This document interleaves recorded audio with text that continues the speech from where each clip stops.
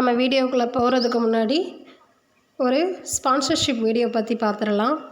யாரோட வெப்சைட் அப்படின்னா gen review, அவங்களோட வெப்சைட்டை பற்றி தான் பார்க்க போகிறோம். நான் வெப்சைட் லிங்க் டிஸ்கிரிப்ஷனில் கொடுத்துருக்கேன். வேணுங்கிறவங்க அந்த லிங்க்கை டச் பண்ணி உள்ளே கொடுத்துருக்க ப்ராடக்டெல்லாம் விசிட் பண்ணி உங்களுக்கு பிடிச்சிருந்தா வாங்கிக்கோங்க. இப்போ நம்ம வீடியோக்குள்ளே போகலாம் வாங்க ஃப்ரெண்ட்ஸ். இன்றைக்கி நம்ம ஒரு சுவையான வெஜிடேரியன் லஞ்ச் மெனு தான் பார்க்க போகிறோம். என்னென்னு பார்த்தீங்கன்னா, புதுமையான சுவையில் வெஜிடபிள் பிரியாணியும் அது கூடவே அதுக்கு பொருத்தமாக நல்லா மொறுமொறுன்னு காலிஃப்ளவர் 65, இது ரெண்டும் தான் நம்ம இன்றைக்கி எப்படி பண்ணுறதுன்னு பார்க்க போகிறோம். காலிஃப்ளவர் 65க்கு நம்ம கடையிலலாம் மசாலா வாங்காமல் வீட்டில் இருக்கிற பொருட்களை வச்சே பண்ணியிருக்கோம். வாங்க இப்போ எப்படி பண்ணலான்னு பார்க்கலாம். ஃபஸ்ட்டு நம்ம காலிஃப்ளவருக்கு மசாலா போட்டுக்கலாம். நான் மீடியம் சைஸ் காலிஃப்ளவர் ஒன்று எடுத்து இந்த மாதிரி ரொம்ப பெருசாக இல்லாமல் கொஞ்சம் மீடியம் சைஸில் இருக்கிற மாதிரி கட் பண்ணி எடுத்து வச்சுருக்கேன். பாருங்கள், இந்த மாதிரி இருந்துச்சுன்னா சரியாக இருக்கும். எல்லாம் கிட்டத்தட்ட ஒரு சைஸில் இருக்கிற மாதிரி கட் பண்ணி எடுத்துக்கோங்க. அந்த கட் பண்ணதை நல்லா கொதிக்கிற தண்ணியில் ஆஃப் பண்ணிவிட்டு உப்பு மஞ்சத்தூள் சேர்த்துட்டு ஒரு 5 நிமிஷம் ஊற விட்டு மறுபடியும் 2 தண்ணி போட்டு கழுவி எடுத்து வச்சுருக்கேன். இப்போ நம்ம மசாலா போட்டுக்கலாம். அதுக்கு ஒரு மிக்சிங் பவுல் வச்சுட்டு அதில் 2 ஸ்பூன் இஞ்சி பூண்டு பேஸ்ட், 1 டீஸ்பூன் காரத்துக்கு தனி மிளகாத்தூள், நீங்கள் உங்கள் காரத்துக்கு தகுந்த மாதிரி சேர்த்துக்கலாம். அது கூடவே நல்லா கலர் கொடுக்கறதுக்காக 1 டீஸ்பூன் காஷ்மீரி மிளகாத்தூள் சேர்த்துட்டு 1 டீஸ்பூன் மல்லித்தூள், 1/2 டீஸ்பூன் சோம்புத்தூள், 1/2 டீஸ்பூன் சீரகத்தூள். நம்ம ஏற்கனவே காரத்துக்கு மிளகாத்தூள் சேர்த்துருக்கோம், அதனால் 1/2 டீஸ்பூன் மட்டும் மிளகுத்தூள் சேர்த்துக்கிறேன். நீங்கள் சேர்க்கும்போது காரத்துக்கு தகுந்த மாதிரி சேர்த்துக்கோங்க. கடைசியாக 1/2 டீஸ்பூன் கரம் மசாலா. இது கூடவே இந்த மசாலாவெல்லாம் ஒட்டி பிடிக்கிறதுக்காக 3 டேபிள் ஸ்பூன் கடலை மாவு சேர்த்துக்கிறேன். உங்கள்கிட்ட கடலை மாவு இல்லைன்னா அதுக்கு பதிலாக பொட்டு கடலை மாவு கூட சேர்த்துக்கலாம். அது கூடவே நல்லா மொறுமொறுப்பு கொடுக்கறதுக்காக 3 ஸ்பூன் பச்சரிசி மாவு, இன்னும் நல்லா கிறிஸ்பியாக இருக்கிறதுக்காக 2 டேபிள் ஸ்பூன் கார்ன்ஃப்ளவர் சேர்த்துட்டு, இப்போ இது கூட பார்த்தீங்கன்னா நான் உப்பு சேர்த்துருந்தேன், அந்த வீடியோ மிஸ் ஆகிடுச்சு. தேவையான அளவுக்கு உப்பு சேர்த்துட்டு தண்ணி ஜாஸ்தி சேர்க்காதீங்க. கையால் கொஞ்சம் கொஞ்சமாக தண்ணி தெளிச்சிட்டு நம்ம அதில் திக்கான பேஸ்ட்டாக கரைச்சி எடுத்துக்கணும். ரொம்ப தண்ணியாக சேர்த்துட்டிங்கன்னா மசாலா அந்த காலிஃப்ளவரில் ஒட்டாது. அதனால் திக்கான பேஸ்ட்டாக கலந்துக்கோங்க. அது கூடவே 1/2 லெமன் ஜூஸ் புழிஞ்சு விட்டுக்கோங்க. அப்போ வந்து புளிப்பு சுவையும் அதில் இருக்கும். அந்த லெமன் ஜூஸையும் சேர்த்து கலந்து விட்டு பார்த்தீங்கன்னா இந்த அளவில் இருக்குது பாருங்கள், இதுதான் கரெக்டான அளவு. இந்த அளவு இருந்துச்சுன்னா போதும். இப்போ இதில் நாம் ஏற்கனவே க்ளீன் பண்ணி கழுவி ரெடி பண்ணி வச்சுருக்கிற காலிஃப்ளவரை சேர்த்துட்டு இந்த மசாலா எல்லாமே அந்த காலிஃப்ளவர் நல்லா கோட் ஆகிற மாதிரி எல்லாம் நல்லா சேர்த்து கலந்து விட்டுக்கோங்க. இப்போ பார்த்தீங்கன்னா மசாலா எல்லாத்தையும் சேர்த்துனா நல்லாவே கலந்து விட்டுட்டு எல்லாத்துலேயுமே நல்லா கோட் ஆகிடுச்சு. இப்போ நம்ம அந்த மசாலா போட்ட காலிஃப்ளவர் அப்படியே மூடி வச்சுட்டு நம்ம வெஜிடபிள் பிரியாணி ரெடி பண்ணோம்னா அதுக்குள்ளேயே மசாலா நல்லாவே ஊறி இருக்கும். இதை அப்படியே நம்ம மூடி வச்சிடலாம். இப்போ அடுத்ததாக நம்ம வெஜிடபிள் பிரியாணி பண்ணுறதுக்கு நான் இந்த டம்ளரால் 1 டம்ளர் அளவுக்கு பாஸ்மதி அரிசி எடுத்திருக்கேன். இது பார்த்திங்கன்னா 1/4 கிலோ அரிசி இருக்கும்.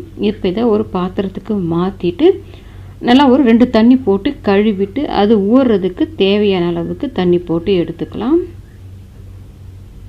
இப்போ பார்த்தீங்கன்னா அரிசியை நான் நல்லா கழுவிட்டு ஊறுறதுக்கு தேவையான அளவுக்கு தண்ணியும் ஊற்றி வச்சுருக்கேன். இதை ஒரு 1/2 மணி நேரத்துக்கு ஊற விட்டுடலாம். அரிசி நல்லா ஊறி வந்ததுன்னா நமக்கு சாதம் நல்லா நீண்டு வரும். அப்படியே இருக்கட்டும். இப்போ நம்ம அரிசி ஊற வச்சுருந்து பார்த்திங்கன்னா நல்லா ஒரு 1/2 மணி நேரம் ஆகிடுச்சு. அரிசி நல்லாவே ஊறி வந்துடுச்சு. இப்போ நம்ம வெஜிடபிள் பிரியாணி செய்ய ஆரம்பிக்கலாம். அதுக்கு ஃபஸ்ட்டு நம்ம அரைக்க வேண்டியது ரெடி பண்ணுறதுக்காக ஒரு மிக்ஸி கப் வச்சுட்டு அதில் 1 கைப்பிடி அளவுக்கு புதினா, கையை நல்லா இறுக்கி பிடிச்சோம்னா பிடிக்கிற அளவுக்கு புதினா சேர்த்துட்டு அது கூடவே 1 கைப்பிடி அளவுக்கு மல்லி இலை எடுத்திருக்கேன், அதையும் அதிலே சேர்த்துக்கலாம். இப்போ அது கூடவே 2 டேபிள் ஸ்பூன் அளவுக்கு தயிர் சேர்த்துட்டு தண்ணி எதுவும் சேர்க்காமல் அந்த தயிரை வச்சு நம்ம நல்லா கெட்டியாக திக்கான பேஸ்ட்டாக அந்த மல்லியையும் புதினாவையும் சேர்த்து அரைச்சிக்கலாம். நீங்கள் சேர்க்கும்போது புதினா கம்மி பண்ணிவிட்டு மல்லி ஜாஸ்தி பண்ணிங்கன்னா கூட நல்லாயிருக்கும். இப்போ பார்த்தீங்கன்னா நல்லா நைஸாக அரைச்சி எடுத்துகிட்டு வந்துட்டேன். இன்றைக்கி நான் ஒரு அடி கனமான கடாய் வச்சுருக்கேன். அதில் தான் நம்ம இன்றைக்கி வெஜிடபிள் பிரியாணி பண்ண போகிறோம். நீங்கள் இதுக்கு பதிலாக பிரியாணி பாத்திரம் இருந்துச்சுனாலும் எடுத்துக்கலாம். அடி கனமான பாத்திரம் எடுத்திங்கன்னா அடி பிடிக்காமல் இருக்கும். அதில் ஒரு 3 டேபிள் ஸ்பூன் அளவுக்கு எண்ணெய் சேர்த்துருக்கேன். எண்ணெய் காஞ்சிடுச்சு. தாளிக்கிறதுக்கு 3 துண்டு பட்டை, 1 நட்சத்திர சோம்பு, 3 ஏலக்காய், அது கூடவே 5 கிராம்பு சேர்த்துட்டு நல்லா வதக்கி விட்டுக்கலாம். இந்த மசாலா நல்லா பொரிஞ்சு வரணும். அப்போ தான் நமக்கு நல்ல ஒரு வாசனையாக இருக்கும். இப்போ மசாலா பொரியட்டும். மசாலா பொரிஞ்சிடுச்சு. 2 மீடியம் சைஸ் வெங்காயம் நீல வாக்கில் நல்லா மெல்லுசாக கட் பண்ணிவிட்டு வச்சுருக்கிறேன். அந்த வெங்காயத்தை சேர்த்துட்டு வெங்காயம் நம்ம நல்லா ப்ரௌன் கலராக வரணும், அது வரைக்கும் வதக்கி விட்டுக்கலாம். நீங்கள் வெங்காயத்தை நல்லா வதக்கி விட்டிங்கன்னா தான் நமக்கு சாதம் நல்லா உதிராக கிடைக்கும். வெங்காயம் சரியாக வதக்காமல் இருந்துச்சுன்னா கொஞ்சம் சதன்னு இருக்க மாதிரி இருக்கும். இப்போ பாருங்கள், வெங்காயம் இந்த அளவுக்கு நல்லா கலர் மாதிரி இருக்குது பாருங்கள். உங்களுக்கு மசாலா கொஞ்சம் அதிகப்படியாக வேணும்னு நினச்சிங்கன்னா வெங்காயம் இன்னும் கொஞ்சம் முன்னாடியே கூட நீங்கள் நிறுத்திடலாம் வதக்கிறத. கொஞ்சம் உதிராக வேணும்னா இந்த மாதிரி வதக்கிக்கோங்க. இப்போ வெங்காயம் வதங்கின பிறகு 2 ஸ்பூன் அளவுக்கு இஞ்சி பூண்டு பேஸ்ட் சேர்த்துட்டு இப்போ இந்த இஞ்சி பூண்டோட பச்சை வாசனை போக நல்லா இந்த எண்ணெயிலேயே வதக்கி விட்டுடலாம். இப்போ இஞ்சி பூண்டோட பச்சை வாசனையெல்லாம் நல்லா போயிட்டு வதங்கி வந்துருச்சு. நான் 2 மீடியம் சைஸ் தக்காளி நல்லா பழுத்த தக்காளியாக எடுத்து பொடியை கட் பண்ணிவிட்டு வச்சுருக்கிறேன். அதை சேர்த்துட்டு இப்போ இந்த தக்காளி இருக்கிறதே தெரியக்கூடாது, நல்லா குழஞ்சி வதங்கி வரணும். அது வரைக்கும் நம்ம தக்காளியை வதக்கி விட்டுக்கலாம். இப்போ தக்காளி பார்த்திங்கன்னா நல்லா குழஞ்சி வதங்கி வந்துடுச்சு. இப்போ இந்த அளவுக்கு நல்லா தக்காளி வதங்கி வந்த பிறகு இதில் காரத்துக்கு நான் 1.5 டீஸ்பூன் அளவுக்கு தனி மிளகாத்தூள் சேர்த்துக்கிறேன். மிளகாத்தூள் சேர்க்கும்போது நீங்கள் உங்கள் காரத்துக்கு தகுந்த மாதிரி சேர்த்துக்கோங்க. இதில் வேறு எந்த விதமான மசாலா எதுவுமே சேர்க்க வேண்டாம். அது கூடவே இந்த பிரியாணிக்கு தேவையான அளவுக்கு உப்பு சேர்த்துட்டு இந்த மிளகாத்தூளோட பச்சை வாசனை போக நம்ம இந்த எண்ணெயிலேயே நல்லா வதக்கி விட்டுடலாம். இப்போ இந்த மசாலாவோட பச்சை வாசனையெல்லாம் போயிட்டு நல்லா வதங்கிடுச்சு. இது கூட சேர்க்குறதுக்கு காய்கறிகள் பார்த்திங்கன்னா நான் ஒரு பெரிய கேரட் எடுத்து கட் பண்ணியிருக்கேன், ஒரு 7-8 பீன்ஸ், மீடியம் சைஸ் உருளைக்கிழங்கு தோல் எடுத்துகிட்டு கட் பண்ணிவிட்டு ஃப்ரெஷ் பச்சை பட்டாணி கொஞ்சம் சேர்த்துருக்கேன். இப்போ இந்த காய்கறிகளை சேர்த்துட்டு ஒரு 2 நிமிஷத்துக்கு இந்த மசாலாவோடு அப்படியே வதக்கி விடுங்க.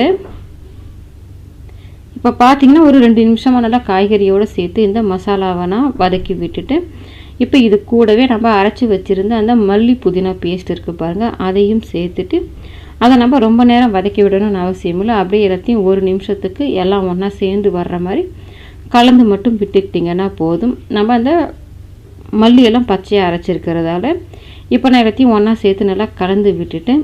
இப்போ இது கூட பார்த்திங்கன்னா நான் இந்த டம்ளரால் தான் 1 டம்ளர் அளவுக்கு அரிசி எடுத்து ஊற வச்சுருக்கோம். 1 டம்ளருக்கு 2 டம்ளர் தண்ணி தேவைப்படும். இப்போ மிக்ஸி கப்பில் நிறைய அந்த மசாலா இருக்கிறதால அதில் 1 டம்ளர் அரைச்சிட்டு சேர்த்துட்டு அது கூடவே இன்னும் 1 டம்ளர் தண்ணி சேர்த்துக்கிறேன். நீங்கள் தண்ணி சேர்க்கும்போது நீங்கள் யூஸ் பண்ணுற பாஸ்மதி அரிசியை பொறுத்து ஒரு சில அரிசி பார்த்திங்கன்னா 1.5 டம்ளரே தண்ணி சரியாக இருக்கும், ஒரு சிலது கொஞ்சம் தண்ணி கொஞ்சம் அதிகமாக பிடிக்கிற மாதிரி இருக்கும். அதனால் நான் 2 டம்ளர் சேர்த்துருக்கேன். நீங்கள் எடுக்கிற அரிசியை பொறுத்து தண்ணி கூடவோ குறைக்கவோ சேர்த்துக்கோங்க. இப்போ நல்லா கலந்து விட்டுட்டு ஒரு தட்டு போட்டு மூடி வச்சுட்டு இப்போ தண்ணி நல்லா கொதிச்சு வரட்டும். இப்போ பார்த்திங்கன்னா நம்ம மூடி வச்சுருந்து தண்ணி நல்லாவே கொதிச்சு வந்துருச்சு. இப்போ இந்த அளவுக்கு நல்லா கொதிச்சு வந்துட்ட பிறகு நம்ம ஏற்கனவே ஊற வச்சுருக்கிற அந்த பாஸ்மதி அரிசியை தண்ணியை வடிச்சிட்டு அரிசியை மட்டும் சேர்த்துக்கோங்க. நம்ம ஜாஸ்தி தண்ணி ஆகிடுச்சுன்னா சாதம் நமக்கு உதிராக இருக்காது, குழஞ்சி போகும். இப்போ அரிசியை சேர்த்துட்டு நல்லா கலந்து விட்டுக்கோங்க. எல்லாம் ஒன்றா சேர்ந்து வர்ற மாதிரி கலக்கும்போது கொஞ்சம் பொறுமையாக கலந்து விடுங்க. அரிசி நல்லா ஊறி இருக்கிறதால உடஞ்சி வந்துடும். இப்போ இதை கலந்து விட்டுட்டு மூடி வச்சிடலாம். ஒரு 10 நிமிஷத்துக்கு மூடி விட்டிங்கன்னா அந்த அரிசியும் தண்ணியும் ஓரளவுக்கு ஒன்றா சேர்ந்து வரும். அது வரைக்கும் ஒரு 10 நிமிஷத்துக்கு அப்படியே இருக்கட்டும். இப்போ பார்த்தீங்கன்னா மூடி வச்சுருந்து ஒரு 10 நிமிஷம் ஆகிடுச்சு. தண்ணி பாருங்கள் ஓரளவுக்கு வற்றிட்டு சாதமுமே கொஞ்சம் வேக ஆரம்பிச்சிடுச்சு. இந்த அளவுக்கு வந்த பிறகு கொஞ்சம் பொறுமையாக லேசாக கலந்து விடுங்க. சாதம் நல்லா வெந்துடுச்சு. நீங்கள் ஹார்டாக போட்டு கலந்திங்கன்னா சாதம் நமக்கு உடஞ்சி வந்துடும். பொறுமையாக லேசாக கலந்து விட்டுக்கோங்க. இப்போ இந்த மாதிரி பொறுமையாக லேசாக கலந்து விட்டுட்டு நல்லா இந்த சாதத்தை நம்ம சமன்படுத்திட்டு நம்ம தம் போட்டுக்கலாம். இந்த மாதிரி தண்ணி நல்லா வற்றி வந்த பிறகு தம் போட்டோன்னா அது வெந்து வர்றதுக்கு கரெக்டாக இருக்கும்.